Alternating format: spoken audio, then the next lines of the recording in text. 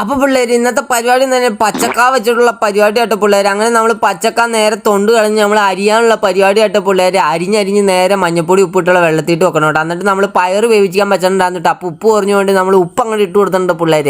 എന്നിട്ട് ഈ അരിഞ്ഞ് വെച്ച പച്ചക്കായ എടുത്ത് അതിലേക്ക് അങ്ങോട്ട് ഇടണം പിള്ളേർ. എന്നിട്ട് നേരെ നമ്മൾ ഇതിൽ ഇളക്കണം കേട്ടോ.